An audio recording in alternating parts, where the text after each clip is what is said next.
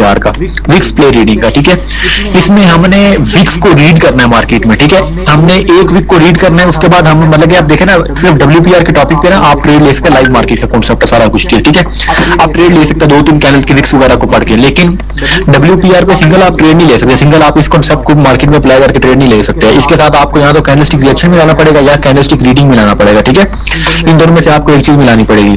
WPR की single आप trade लेंगे तो एक्यूरेसी कम आएगी, और आप इसके साथ कैंडलस्टिक रिएक्शन मिलाएंगे लास्ट मोमेंट टॉपिक्स वाले, और कैंडलस्टिक रिएक्शन के साथ साथ आप कैंडलस्टिक रीडिंग वगैरह मिलाएंगे, तो ये होता है कि आप एक दो कैंडल को प्रिडिक्ट करके पढ़ के आप नेक्स्ट कैंडल पे ट्रेड ले सकते हैं, ठीक है। तो इस तरह होता है, ओके। अब देखें WPR विक्स प्ले रीडिंग, इसमें हमने कैंडल की विक्स का सब कुछ पढ़ने के, कैंडल में विक्स आती कहां से है, क्यों आती है, क्या होता है विक्स में, ओके। अब किसी एक कैंडल को डिफाइन करता है, बहुत आसान कॉन्सेप्ट है, समझ आ जाएगी आप लोगों को। किसी मैं बिल्कुल आसानी से आपको समझाऊंगा। ये एक रेड कैंडल है, ठीक है, ये इसकी नीचे वाली विक है और ये ऊपर वाली विक है। अब देखें, अब हमने बात करनी है, एक होती है कंट्रोल्ड पार्टी और एक होती है इंटरेस्टेड पार्टी, ठीक है।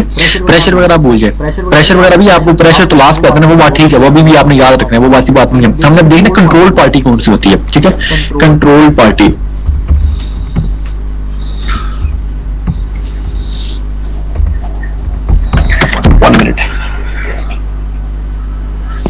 सर जी बायर इंटरेस्टेड में आएंगे और सेलर कंट्रोल में आएंगे। अच्छा, अब देखें यहाँ पर अगर मार्केट में इस तरह की मार्केट में विक बनती है, अब हमें क्या पता है इस विक में, इस कैंडल की जो भी विक है एडवांस लेवल में, मास्टर लेवल में, क्या पता है कि इसमें से कंट्रोल पार्टी कौन सी है और जो है एक्टिव पार्टी कौन सी है। दो पार्टी होते हैं WPR के टॉपिक में, control party and active party, ठीक है। अब देखिए सेलर्स की कैंडल है, बिल्कुल आसानी से डिफाइन करूंगा, आप लोगों को मतलब कहते हैं ना, बच्चे को भी समझ आ जाएगी। यहाँ से कैंडल स्टार्ट होती है सेलर्स की, सॉरी ऊपर से 1 मिनट, ऊपर से कैंडल हमारी स्टार्ट होती है बिल्कुल यहाँ से, ओके। अब देखिए यहाँ से लेकर यहाँ तक इसको कौन लेकर गया, जैसे हमने पहले डिफाइन किया था, बायर्स, ऐसी है, बायर्स उसको लेकर गए ऊपर, लेकिन सेलर्स क्या पावर लगाकर उनको वापस नीचे ले आए यहाँ तक,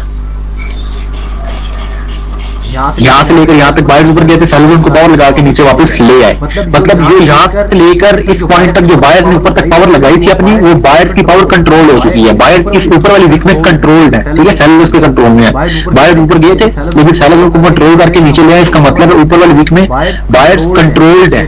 किसके कंट्रोल में है? बाय जोन से ऊपर वाली विक में किसके कंट्रोल में है? वहां पर सेलर के कंट्रोल में, सेलर्स के कंट्रोल में, ठीक है। सेलर्स नहीं पावर लगाकर उनको कन्वर्ट किया, यहाँ से लेकर यहाँ तक ऊपर बायर्स गए थे, सेलर्स ने पावर लगाई और उनको नीचे ले आया यहाँ तक, ठीक है। अब ये जो पार्टी है ना, ये कंट्रोल पार्टी है। अब इसको हमने क्या पढ़ा था, इंटरेस्टेड है। अब यहाँ पर ये जो इंटरेस्टेड पार्टी होती है ना, ये हमारी कंट्रोल हो जाती है। अब इसमें बेशक ये विक हमारी बायर्स की तरफ से लगाई गई थी, यहाँ से लेकर यहाँ तक बायर्स गए थे, बेशक ये बायर्स की तरफ से लगाई गई थी, लेकिन इस विक में बायर्स की जो पावर है ना, बिल्कुल हम कहते हैं 20% ऑफ द विक है, ठीक है। मतलब ये देखे ना, इस विक में हमारी बायर्स की पावर सिर्फ इतनी को है, ठीक है। बाकी जो 80% बायर्स है ना, इस विक में कंट्रोल हो चुकी है, ओके, ठीक है। 80% बायर्स इस विक में कंट्रोल हो चुके हैं, तो 20% बायर्स थोड़े बहुत हैं, ओके। सही 20% किस तरह बचे? 20% ये कि उन्होंने यहाँ से लेकर यहाँ तक जाने की कोशिश तो किया नहीं, 10% आप कर लें बेशक, ठीक है। मतलब उन्होंने कोशिश की थी ऊपर जाने की, मतलब इस विक में उन्होंने जाने की कोशिश की थी, बेशक वो कंट्रोल हो चुकी है, ठीक है। बेशक 90-10 कर लें, 90% खत्म हो गए, 10% रह चुकी है। 10% में इसलिए कहते हैं कि उन्होंने सिर्फ कोशिश की थी ऊपर जाने की, ओके, सही हो गया। यार ये स्टार्टिंग में उन्होंने पावर दिखाई थी कि हम हैं मार्केट में, हाँ, बस ये हमने ये ऊपर वाली पॉइंट में हमने ये देखना कि बायर्स सिर्फ 10% है, बायर्स जो ऊपर गए थे वो कंट्रोल होकर नीचे आ गए हैं, ठीक है। 90% बायर्स ऊपर वाली विक में कंट्रोल है, ऊपर वाली विक में जस्ट। उसके बाद यहाँ से लेकर यहाँ तक, ये तो आप लोगों को पहले पता है, ये वाला जो एरिया होता है बॉडी का, ये होता है पावर वाला एरिया, ठीक है। बेस होती है मार्केट की, किसी भी कैंडल की बेस होती है, इसको हम कहते हैं पावर, ठीक है। ये हमारा पावर का एरिया होता है। उसके बाद यहाँ से लेकर यहाँ तक सेलर्स ने लो लगाया, उसके बाद यहाँ से लेकर यहाँ तक बायर्स ने क्या लगाया, बायर्स ने क्रश लगाया कैंडल को कन्वर्ट करने के लिए, ठीक है। और प्रेशर क्यों लगाया जाता है? कैंडल को कन्वर्ट करने के लिए। अब ये देखें ना, अगर हम WPR के हिसाब से बात करें तो ये है हमारा ऊपर वाला जो है कंट्रोल्ड एरिया, ये वाला कंट्रोल्ड एरिया बायर्स का, और जो नीचे वाला वो हमारा एक्टिव एरिया बायर्स का, ठीक है। ऑपोजिट पार्टी का ही हमेशा होता है ये सारा कुछ। नीचे वाला हमारा किसका एरिया है? एक्टिव एरिया, ठीक है। और ऊपर वाला जो सा वो कंट्रोल्ड एरिया, ओके, ठीक है। हमेशा अगर बायर्स की कहना तो उसका एक्टिव और कंट्रोल सेलर्स होंगे, सेलर्स की कहना तो उसका एक्टिव और कंट्रोल बायर्स होंगे। ये बात आपने हमेशा याद रखनी है, ये मास्टर लेवल का कॉन्सेप्ट है, आपको इतनी बात याद रखनी चाहिए। अब देखें मेन चीज, अब जो नीचे वाली वीक है ना मार्केट में, इस वीक में कितने परसेंट बायर्स इस वीक में? जस्ट इस वीक को कैंडल के हिसाब से देखना है, ना कैंडल के साइज वगैरह का मैटर नहीं करता, ठीक है। आपने सिर्फ इस विक को देखना है, 3 पार्ट करने हैं आपने कैंडल के, ठीक है। ऊपर वाली विक, नीचे वाली विक एंड दरमियान वाली बॉडी, ये तो पावर होगी आपकी, सिंपल डिफाइंड है। ऊपर वाली विक में आगे 10% बाइट्स को कंट्रोल हो चुके हैं वो, नीचे वाली विक में कितने परसेंट आएंगे मैंने आपको उस दिन बताया था, लेकिन मैं आपको दोबारा बता दूं। नीचे वाली विक, नीचे वाली विक में हमारे जो होंगे ना 50-50 नहीं हो सकते। नीचे वाली विक में हमारे 50%, 60% बायर्स आएंगे, ठीक है, 40% सेलर्स आएंगे, इतना होगा। क्यों? अब देखिए वो भी आपको बता देता हूँ। बायर्स ने क्यों लगाई थी यहाँ पर विक, कैंडल को कन्वर्ट करने के लिए, ऐसी है। लेकिन क्या वो कैंडल को कन्वर्ट कर पाए यहाँ से लेकर यहाँ तक, कन्वर्ट कर पाए इस कैंडल? नहीं, बिल्कुल नहीं कर पाए। मतलब यहाँ पर बायर्स की पावर है लेकिन ज्यादा नहीं है, ठीक है सही, तभी उन्होंने विक लगाई है लेकिन ज्यादा नहीं है। मतलब हम 50-50 कर लें, हम 50-50 क्यों नहीं कर सकते? क्योंकि सेलर्स की पावर जो सी है इतनी बड़ी है और बायर्स की छोटी सी है, इसलिए हम सेलर्स की पावर को 60% करेंगे, बायर्स की पावर को 40%। मतलब यहाँ 70-30 कर लेंगे, यहाँ हम कितनी करेंगे 60-40। ओके, अगर ये विक इस तरह होती है यहाँ पर, ये विक हमारी होती है यहाँ से लेकर इतनी बड़ी हमारी विक होती है कैंडल की, ठीक है। ये हमारी कैंडल की विक होती है यहाँ से लेकर यहाँ तक। अब हमारी जो विक है ना वो कैंडल से बड़ी है। अब हम बोलेंगे कि इस विक में जोन से है 80% बायर्स है, ओ सॉरी 70% बायर्स है और ऊपर कितने परसेंट है 30% सेलर्स। मतलब कि पावर तो इसमें तो तीन हिस्से होते हैं मार्केट के, ऊपर वाला, दरमियान वाला एंड मिडिल वाला, WPR में जस्ट। ओके, ऊपर वाले में तो हमें पता लगा 10% बायर्स है, दरमियान वाले हिस्से में हमें पता लगा कितने बायर्स है, सेलर्स, सॉरी दरमियान वाला इसमें टोटल 100% सेलर्स है, क्योंकि ये पावर वाला एरिया ना, बेस वाला एरिया है। लास्ट वीक में हमारे 80% सेलर्स आएंगे, 80% बायर्स और 20% सेलर्स आएंगे। क्यों यहाँ पर 80% और 20% क्यों आएंगे? क्योंकि यहाँ पर देखे ना बायर्स ने जो विक लगाई है, क्यों विक लगाई? प्रेशर क्यों लगाते हैं? कैंडल को कन्वर्ट करने के लिए। क्या वो कन्वर्ट कर पाए हैं? नहीं कर पाए, इसलिए हम 70% ऑलमोस्ट कर पाए, इसलिए हमने 80% बायर किया, ठीक है। कि अगर बायर्स को टाइम मिलता तो वो कर भी देते, ठीक है। बायर का पहला खत्म हो गया। मतलब हम इसी में कहेंगे कि अगर विक बॉडी से बड़ी है तो 80%, अगर विक बॉडी से छोटी है तो 50% या 50% से नीचे ऑपोजिट पार्टी। ओके, ठीक है। अब इसका नेक्स्ट मार्केट में क्या इम्पैक्ट जाएगा, एक बात आपको हमेशा बता दूं, नेक्स्ट कैंडल में, सॉरी नेक्स्ट कैंडल जो भी हमारी बनेगी ना, फर्स्ट ऑफ ऑल जो मेन चीज आपको पता होनी चाहिए, नेक्स्ट कैंडल जब भी बनती है ना, मतलब कि इस चीज को आपने डिफाइन कर लिया, आपको पता लग गया एक्टिव एरिया कौन सा, कंट्रोल एरिया कौन सा, पावर कौन सी, इंटरेस्ट कौन सा, प्रेशर कौन सा, ये सब आपको पता लग गया। नेक्स्ट कैंडल जब भी स्टार्ट होती है ना, सबसे पहले उसमें आती है यहाँ पर लास्ट पावर, बायर का प्रेशर है। बिल्कुल, एक्टिव पार्टी हमेशा पहली नेक्स्ट कैंडल में पहले आती है, एक्टिव पार्टी, एक्टिव कैंडल से, ठीक है। अब एक्टिव पार्टी में कौन सी बायर्स, मतलब नेक्स्ट कैंडल के स्टार्ट पे बायर्स आने का चांस है, ठीक है। और ऊपर से भी ये थोड़े बहुत बायर्स आएंगे, लेकिन लास्ट पे ज्यादा पावर किसकी,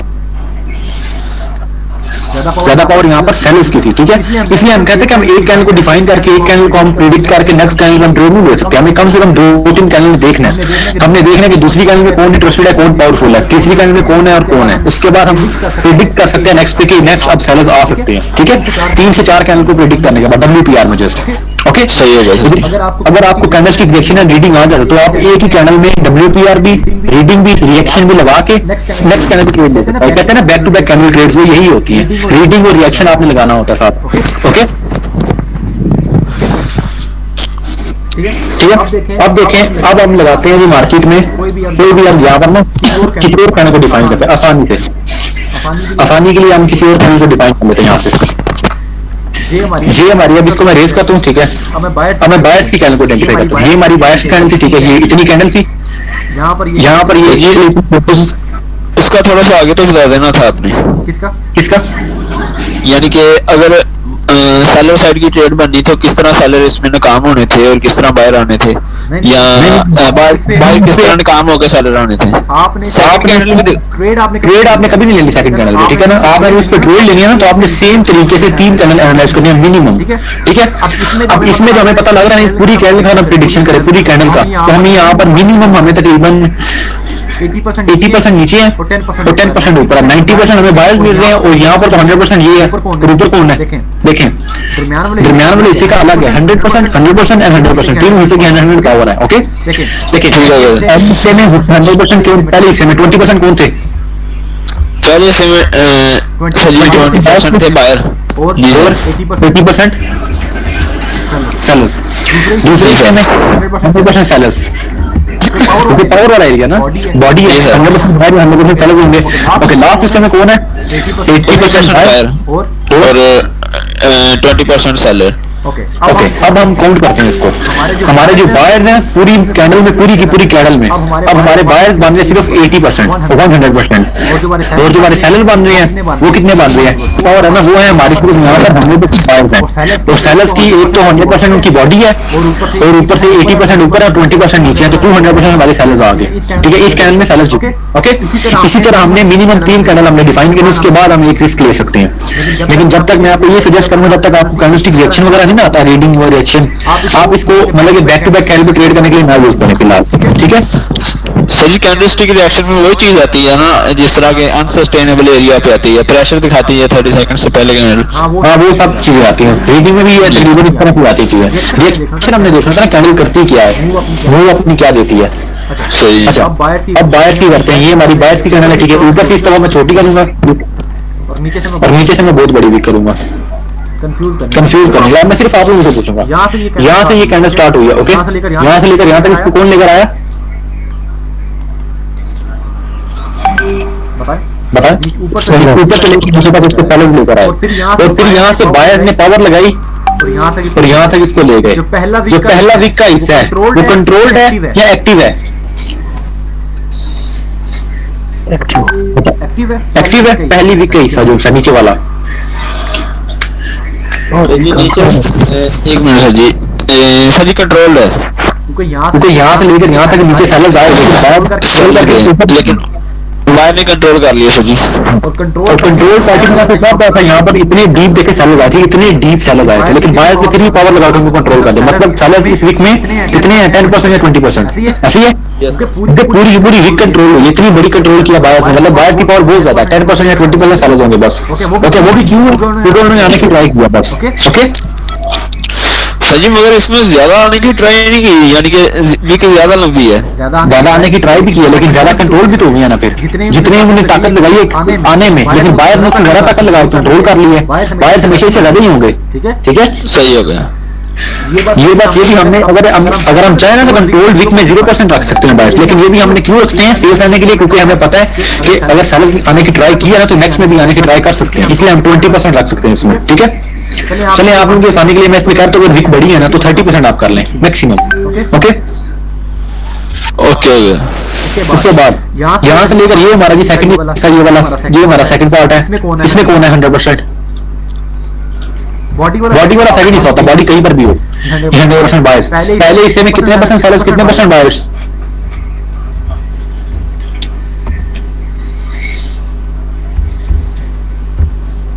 सही, पहले हिस्से में 10% सेलर आएंगे, 90% ऑलमोस्ट बाहर आ जाएंगे। तो हमने दूसरे हिस्से में 100% बाहर आ जाएंगे। अब देखें लास्ट में हम क्या कर देखेंगे, लास्ट में इस टाइम के लास्ट पे बॉडी से बड़ी वीक है, तो हम इसमें, लेकिन क्या बॉडी से वीक तो बड़ी है हमारी, पावर तो लाजमी लगाई है, लेकिन क्या वो कैंडल को कन्वर्ट कर पाए हैं? बिल्कुल नहीं कर पाए। अब इसमें हमारा ये होगा कैंडल को कन्वर्ट नहीं ना कर पाए, और वीक भी बॉडी से बड़ी है। अब हम ये कहते हैं कि 60% आए हैं लेकिन 40% नहीं आए, मतलब 60% यहाँ पर कौन आए हैं, और 40% 60% सर जी सेलर आ जाएंगे कि नहीं? तो वीक बॉडी से बड़ी है और कंट्रोल नहीं कर पाए, इसलिए 40% बायर ने, क्योंकि बायर ने भी पावर लगाई होगी। ओके, अब इस कैंडल को डिफाइन करते हैं। हमारे यहाँ पर 60% सेलर्स, उसके बाद 30% सेलर्स, और जो बायर्स है वो 100% यहाँ पर, उसके बाद 40% एंड उसके बाद यहाँ पर हमारे आएंगे यहाँ पर बायर्स 70%। ओके, अब इसमें ज्यादा कौन पावरफुल है, बायर्स या सेलर्स? इस कैंडल में 90% बायर सेलर्स है और हमारे 1 to 10% हमारे सेलर्स है। कौन ताकतवर है यहाँ पर इसमें?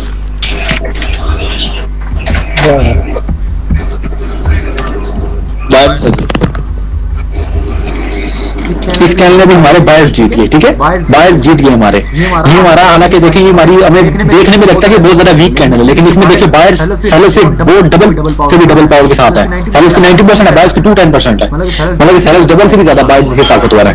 ठीक है, ओके, सही हो गया, समझ आ गई। WPR में हमने हर कैंडल को इस तरह एनालाइज करना है, मिनिमम 3 कैंडल आप एनालाइज करें। ठीक है, उसके बाद आप नेक्स्ट कैंडल पे ट्रेड ले सकते हैं। अभी कोई भी कैंडल आपके सामने बनती है। ठीक है, सर ये पार्टी ज्यादा होगी। हाँ, जो पार्टी ज्यादा होगी 3 ट्रेंड हम देखे हम उस पर ट्रेड कर सकते हैं। अब देखिए मेन चीज जो आज की है वो है यहाँ पर हमारी psychology of the market. Psychology of the market कि मार्केट की साइकोलॉजी क्या होती है, ठीक है। अब देखें साइकोलॉजी ऑफ द मार्केट, और मैंने यहाँ पर मुश्किल करने के लिए लिखा है, इसका ध्यान रखूंगा ट्रेंड ऑफ द मार्केट, ठीक है। Psychology of the market is equal to trend of the market. अब देखें इस ट्रेंड्स में 2 वेव्स आती है मार्केट में, ठीक है, जिसको हम कहते हैं वेव ट्रेड्स, ठीक है। साइकोलॉजी ऑफ द मार्केट में ही आते हैं ये।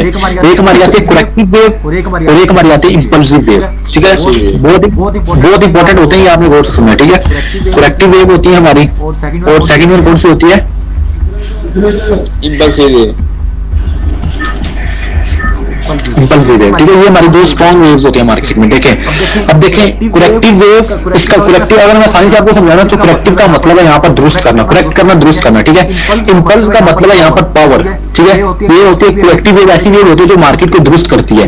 इंपल्सिव वेव ऐसी वेव होती है जिसके पास पावर होती है। अब देखें साइकोलॉजी ऑफ द मार्केट के लिहाज से ये हमारी थी मार्केट में कौन सा ट्रेंड है हमारा यहाँ पर? सर जी अप ट्रेंड है। Up trend. इंपल्सिव का मतलब है पावर वाली वेव, और करेक्टिव का मतलब है कि अब देखें क्या कभी अप ट्रेंड हमेशा के लिए अप ट्रेंड रह सकता है? अभी हमेशा के लिए हमेशा के लिए कभी कोई अप ट्रेंड रह सकता है, और यहाँ कभी डाउन ट्रेंड हमेशा के लिए डाउन ट्रेंड रह सकता है? कभी ना कभी तो चेंज होता है, कभी कभी अप ट्रेंड डाउन ट्रेंड में आ रहा है, डाउन ट्रेंड अप ट्रेंड में आ रहा है, ठीक है। इसी चीज का हमें पता लगता है मार्केट में। देखिए कभी मार्केट जो सी है ऐसे सीधा ऊपर वो ऐसे सीधा नीचे भी नहीं गई, ठीक है। मार्केट इस तरह मार्केट अभी इस तरह जा रही है ऊपर, ठीक है। मार्केट के देखे ना, देखें अब अप ट्रेंड है, सिंपल आसान लफ्जों में अप ट्रेंड है। अप ट्रेंड किसका ट्रेंड होता है यहाँ पर? कौन सी पार्टी का? सजी बायर का। ओके, अब अप ट्रेंड में मतलब पावर किसके पास हुई? इंपल्सिव वेव किसकी हुई? आसान लफ्जों में अप ट्रेंड में पावर बायर के पास होती है, और बायर का ट्रेंड होता है, मतलब बायर्स में पावर है। इंपल्सिव वेव किसकी है? बायर्स की, और बायर्स ऊपर जाते हैं नीचे आते हैं। बायर ऊपर जाते हैं नीचे आते हैं, बायर जाते हैं, बायर सर जी ऊपर जाते हैं, करेक्टिव वेव मतलब देखना मैंने आपको क्या बताया था, मार्केट कभी भी ऐसे सीधा ऊपर या सीधा नीचे नहीं आती। मार्केट को ट्रेंड जो है ना चेंज करने से पहले मार्केट बार बार नीचे आने की कोशिश करती है, ट्रेंड को चेंज करने की कोशिश करती है। मतलब ये जो चीज आती है ना ऑपोजिट पार्टी की एंट्रीज, इसको हम कहते हैं करेक्शन। मतलब ऐसे करेक्शन करते करते कोई ऐसा पॉइंट आता है मार्केट यहाँ पर ट्रेंड चेंज कर लेती है, ठीक है। यही करेक्शन की वजह से मतलब कहता है छोटी छोटी जो सी है चिंगारी भी आग का मतलब सबक बनते हैं, यहाँ पर छोटी छोटी चिंगारियां लग रही है, और यहाँ पर जाके डायरेक्ट आग लगेगी तो मार्केट में ट्रेंड चेंज हो जाएगा, ठीक है। मतलब छोटी छोटी कोशिशें हो रही है यहाँ पर, और कोशिशें यहाँ पर जाके सक्सेसफुल होंगी और मार्केट का ट्रेंड चेंज हो जाएगा, ठीक है। अब देखें अप ट्रेंड था, अप ट्रेंड मतलब बायर्स का ट्रेंड, मतलब बायर्स के पास पावर है। इट मींस यहाँ पर इंपल्सिव वेव बायर्स की है, और ऑपोजिट पार्टी को बार बार आ रही है ट्रेंड को चेंज करने के लिए, वो कौन सी होगी?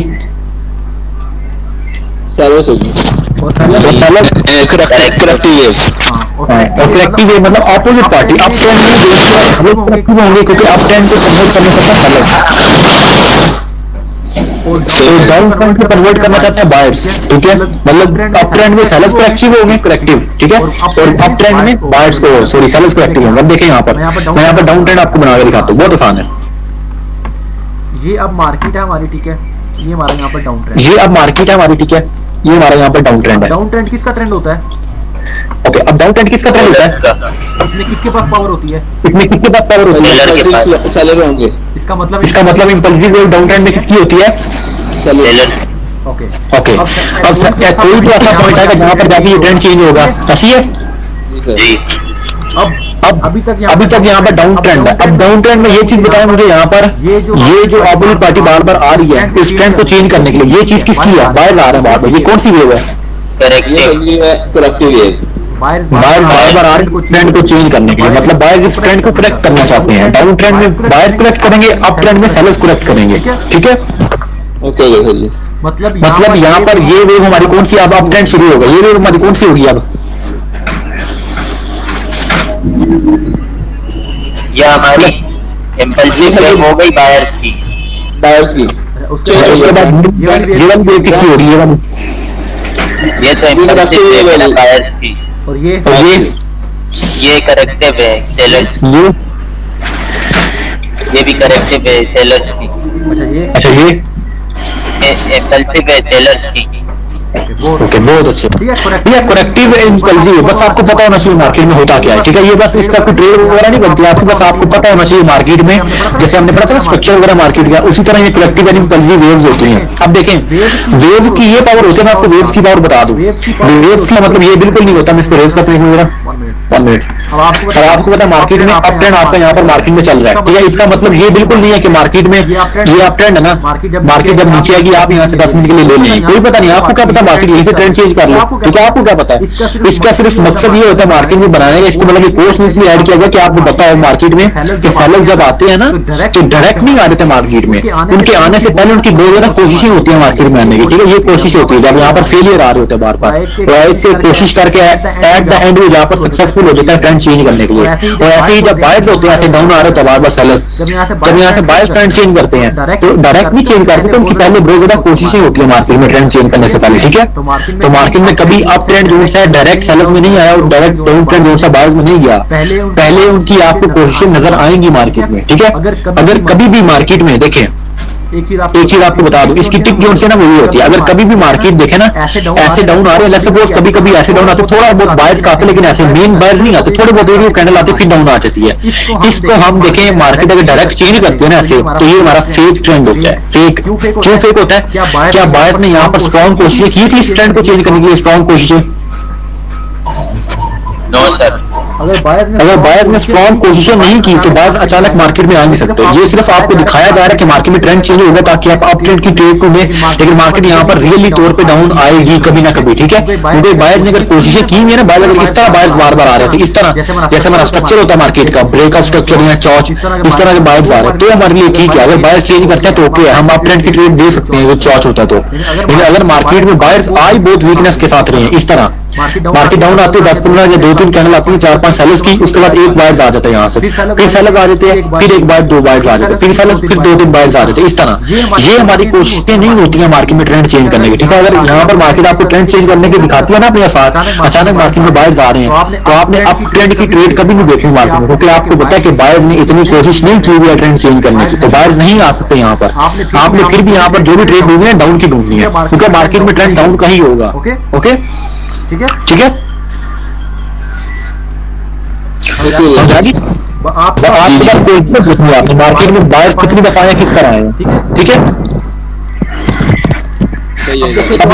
अब देखिए नहीं, आपने बस ये देखना, आपने बस आपको ये आपके लिए टिप्स है कि आपने देखना मार्केट में कि अगर ट्रेंड चेंज हो गया ना आपको पता लग जाएगा। आपने देखना करेक्टिव एंड इम्पल्सिव वेव किस तरह आई है, करेक्टिव अच्छी आई है, स्ट्रॉन्ग आई है कि नहीं। अगर करेक्टिव वेव वीक है बहुत ज्यादा तो आपका ट्रेंड रियल चेंज नहीं होगा, ठीक है। रियल ट्रेंड आपका चेंज नहीं होगा, वहां पर तो फेक होगा, आपको ट्रैप करने की कोशिश की जाएगी।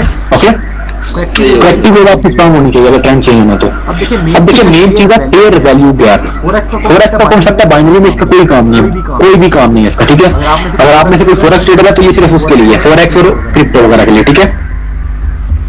इसमें बनते हैं लॉन्ग टर्म की ट्रेड, फेयर वैल्यू गैप। अब देखें फेयर वैल्यू गैप एक ऐसा गैप होता है मार्केट में जहां से पावर स्टार्ट होती है, ठीक है। मतलब कि एक आसान लफ्ज़ों में अगर आपको बताऊं तो जहां से मार्केट में अचानक रैली आने वाली होती है ना, वहां पर मार्केट में, ठीक है, अचानक रैली आने वाली, गैप छूटता मार्केट में, ठीक है।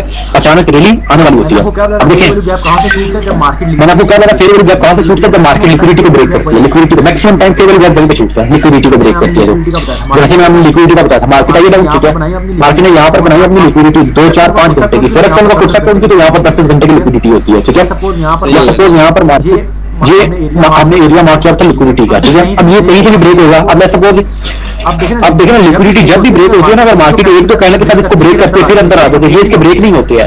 लिक्विडिटी 80% चांस होता है इनबैलेंस के साथ ब्रेक होती है, ठीक है। इनबैलेंस क्या होता है मार्केट में, हमने क्या पढ़ा था न्यूज में कि अचानक बड़े बड़े ऑर्डर्स आ जाते हैं। जैसे हमने पढ़ा था लिक्विडिटी स्वीप, उसमें हमने इनबैलेंस क्या पढ़ा था कि ग्रैब होने से पहले अगर सपोज लिक्विडिटी ऊपर जाती है और नीचे इसको ग्रैब करने आ रही है और यहाँ पर ग्रैब करने से पहले मार्केट में बड़े बड़े ऑर्डर्स आ जाते हैं ना, बड़े बड़े, मोमेंटम नहीं होता है। सेम कलर की कैंडल होती है बड़ी बड़ी, 3-4 कैंडल आज की इकट्ठी बड़ी बड़ी, आपने देखी होंगी है लाइव मार्केट में, ठीक है। सेम कलर की कैंडलस्टिक होती है बड़ी बड़ी, यहाँ पर बड़ी बड़ी कैंडल्स आएंगी, इसको हम कहते हैं इम्बैलेंस। तो बड़े बड़े ऑर्डर्स आए यहाँ पर कि लोगों ने ज्यादा बाइंग ही की है, ठीक है, ज्यादा लोगों ने बाइंग ही की है यहाँ पर, okay.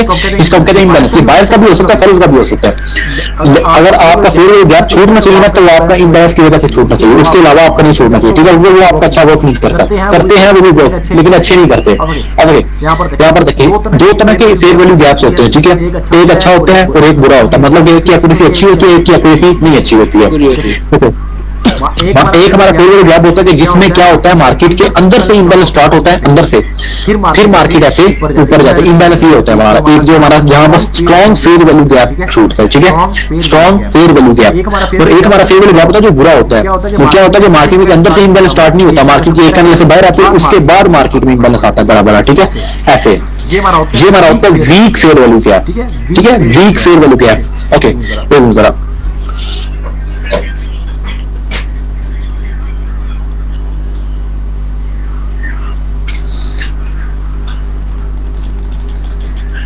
Okay, strong and weak fair value gap में फर्क क्या होता है, मैंने आपको क्या बताया यहाँ पर हमने भी कि स्ट्रॉन्ग फेयर वैल्यू गैप वो होता है हमारा यहाँ पर, मतलब कि आपका फेयर वैल्यू गैप वहीं पर बगैर इम्बैलेंस के भी बन सकता है, लेकिन जो स्ट्रॉन्ग वाइज आपका बनेगा ना, मैं आपको बता रहा हूँ वो इम्बैलेंस के बाद बनेगा। इम्बैलेंस आपने कैसे चेक करना है? अब स्ट्रॉन्ग फेयर वैल्यू गैप दो टाइप्स का होता है, एक होता है अच्छी एक्यूरेसी वाला जो मैंने आपको बताया, एक होता है जिसकी एक्यूरेसी नॉर्मल होती है, ठीक है। दोनों आपको बताता हूँ।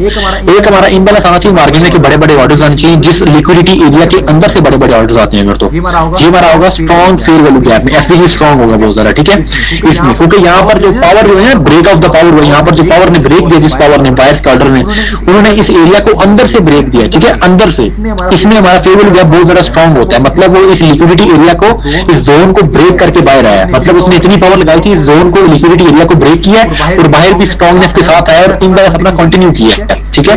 ये ना ओके कि कैंडल ब्रेक कर ले बस, उसके बाद मार्केट फिर डाउन आ जाए, इम्बैलेंस इसको नहीं कहते हैं ना। मोमेंटम में आप मोमेंटम को भी आपने इम्बैलेंस में समझा, वो इस तरह का नहीं होता, ठीक है। और वीक फेयर वैल्यू गैप आपको मैंने क्या बताया था कि मार्केट में वैसे ही एक ऐसी कैंडल आती है, भाई थोड़ी बहुत छोटी सी कैंडल, उसके बाद मार्केट में इम्बैलेंस आता है, ठीक है। ये हमारा होता है सबसे वीक फेयर वैल्यू गैप, क्योंकि मार्केट में इतनी पावर नहीं थी है कि वो इसको अंदर से ब्रेक दे सके इस इम्बैलेंस में, ठीक है। इसमें इतनी पावर नहीं थी कि वो इसको अंदर से ब्रेक दे सके, इसलिए इसने कुछ ना कुछ करके मार्केट को किसी ना किसी तरीके से बाहर लाया, थोड़ा सा इस एरिया से, ठीक है। मतलब इस तरह नहीं बाहर आई होती, वैसे बड़ी सी कैंडल बाहर आई होती है, ठीक है। तो फिर उसके बाद यहाँ पर कंटिन्यूशन दी है इसने, ठीक है। ये हमारा वीक फेयर वैल्यू गैप होता है, ओके। और इसमें फेयर वैल्यू गैप आपको कहीं दूर जाके बनता है, दोनों आपको बताऊंगा वैसे। अब देखें एक आपको एग्जांपल देता हूँ, आपका जो फेयर वैल्यू गैप होता है ना सर जी, क्या होगा जो पावरफुल फेयर वैल्यू गैप होता है उसमें जो सी ये बायर की पावर आती है वो करेक्टिव इंपल्सिव में आती है कि सिर्फ इंपल्सिव में ही आती है? क्या कह रहे हैं? मैं कह रहा हूँ कि जो सा होता है पावरफुल फेयर वैल्यू गैप, जिसमें लिक्विडिटी से बाहर आते हैं, पावर से बाहर निकलते हैं, ठीक है, लिक्विड ब्रेक करते हैं, उसमें इंपल्सिव एंड करेक्टिव की फॉर्म में आते हैं कि सिर्फ इंपल्सिव की फॉर्म में आते हैं? इंपल्सिव की फॉर्म में, मतलब सही हो गया। अच्छा देखिए अब मार्केट में स्ट्रॉन्ग फेयर वैल्यू गैप, अब देखें मैंने आपको एग्जांपल बताइए मार्केट में कि आपका जो स्ट्रॉन्ग फेयर वैल्यू गैप होगा, आपका वैसे हर फेयर वैल्यू गैप जो है स्ट्रॉन्ग है या वीक है, हर फेयर वैल्यू गैप आपका फर्स्ट एंड थर्ड फिंगर के दरमियान में होता है, मतलब जो आपकी पहली फिंगर और थर्ड फिंगर इसके दरमियान में आपका फेयर वैल्यू गैप होता है, जो आपकी मिडिल फिंगर होती है। मतलब आपने एग्जांपल लगी, हमारी एग्जांपल नहीं, जापानीज एग्जांपल, आप कभी उधर सर्च करें फेयर वैल्यू गैप की एग्जांपल, वहां पर यही सब दिखाया था। और देखिए फर्स्ट इम्बैलेंस वाली कैंडल और उसके बाद थर्ड इम्बैलेंस वाली कैंडल, ये हमारी फिंगर्स होते हैं, ठीक है। मैक्सिमम जो इम्बैलेंस आता है आपने देखा होगा मार्केट में, तो फॉरेक्स ट्रेडर में बैठा हुआ, तो मैक्सिमम जो इम्बैलेंस आता है आपका 5 कैंडल्स का आता है मैक्सिमम, इससे ज्यादा कई दफा 6 कैंडल का भी आ जाता है, लेकिन मैक्सिमम इम्बैलेंस आता है 5 कैंडल्स का, ठीक है। क्योंकि ये बहुत बड़ी कैंडल्स होती हैं, बहुत बड़ी कैंडल्स, ये मोमेंटम की तरह नहीं होती हैं, इसलिए हम इसको कहते हैं कि हमारी 5 फिंगर्स है टोटल, ठीक है। इम्बैलेंस जो आता है मैक्सिमम 5 कैंडल्स का आता है, बड़ा सा जो स्ट्रॉन्ग इम्बैलेंस होता है, इसलिए हम इसको कहते हैं कि ये हमारी 5 फिंगर्स है, ओके। और हमारा जो फेयर वैल्यू गैप छूटेगा वो मिडिल फिंगर में छूटेगा, ठीक है, मिडिल फिंगर में, इसके दरमियान में, ओके। अब देखिए इसकी वीक के दरमियान में होता है, ठीक है। अब देखिए बेसिकली अगर आपको चीज बताओ तो मिडिल जोन की होती है ना, ये चीज जोन की होती है, इसको हम फेयर वैल्यू गैप कहते हैं, वो भी आपको आज बता देता हूँ। इस कैंडल को पावर कम होती है, इसकी पावर, ठीक है।